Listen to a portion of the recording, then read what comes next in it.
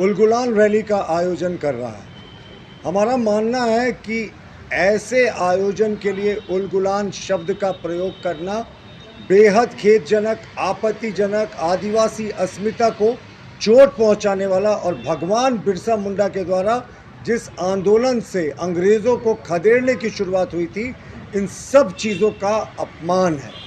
और उलगुलान की बात कौन कर रहे हैं साहब? ये उलगुलान ना होकर ये भ्रष्टाचारियों का जुटान प्रतीत होता है, ये टुकड़े टुकड़े गैंग का जुटान प्रतीत होता है, ये राजनीतिक राजवंशीय राजकुमारों का जुटान प्रतीत होता है और सनातन विरोधियों का भी ये जुटान प्रतीत होता है।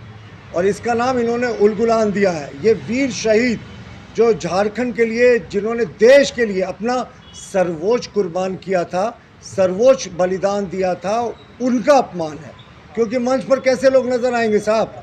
वैसे लोग नज़र आएंगे जिन्होंने भ्रष्टाचार को बढ़ावा दिया है या जिनके परिजन भ्रष्टाचार के आरोप में जेल में हैं, या ऐसे लोग नज़र आएंगे जिन्होंने सनातन धर्म को गाली दिया है। तो हमारा मानना है कि ये उलगुलान शब्द का प्रयोग करके उन्होंने झारखंड का अपमान किया है और देश के समस्त आदिवासियों का अपमान किया उलगुलान रैली करके। और उलगुलान की बात करें ना, तो उलगुलान की शुरुआत तो सोरेन परिवार में ही हो गई है। जब सीता सोरेन जी ने झंडा बुलंद किया, उलगुलान का आह्वान किया कि जो एक तरफा आक्रमण हो रहा है उनके ऊपर, जिस मुश्किल हालात में उनको अपने और अपनी बेटियों की परवरिश करनी पड़ी, उनके पति की मौत दुर्गा सोरेन की वो जांच की मांग करती रही, लेकिन इस निष्ठुर सरकार ने बंद करके रखा अपने कान, उनके मांगों को अनसुना कर दिया। देखिए, और जो विपक्षी गठबंधन का हाल है वो किसी से छिपा हुआ नहीं है। अब चतरा, पलामू, लोहरदगा, राजमहल, कोडरमा सीटों की बात करें तो कहीं फ्रेंडली फाइट की बात हो रही। साहब, राजनीति में फ्रेंडली फाइट क्या होता है? अगर चतरा में राजद और कांग्रेस एक दूसरे के खिलाफ लड़ेंगे तो एक दूसरे के वोट को काटेंगे, तो यहाँ फ्रेंडली कुछ नहीं होता। तो ये और इसके अतिरिक्त जो इनके पार्टी के विद्रोही उम्मीदवार हैं वो भी कहीं कहीं कई सीटों पर तालमेल अपना ताल ठोकते नजर आ रहे हैं। तो हमारा मानना है कि ये गठबंधन बिना नीति सिद्धांत का, बिना जनता की सोच कर आया।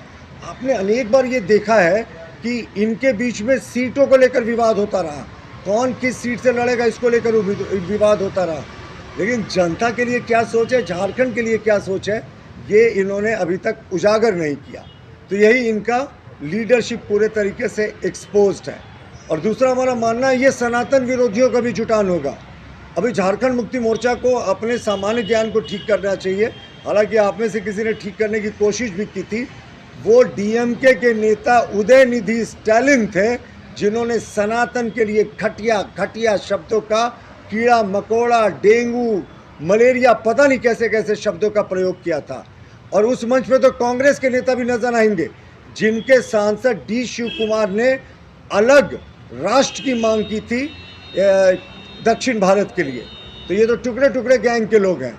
तो हमारा मानना है कि अविलंब इनको उलगुलान शब्द का अपमान नहीं करना चाहिए। आदिवासी अस्मिता से जुड़ा है, आदिवासियों के मान स्वाभिमान का वो प्रतीक है और वो सबसे बड़े आदिवासियों के जो भगवान माने जाते हैं बिरसा मुंडा, उनके द्वारा ये आंदोलन की शुरुआत की गई थी। जी।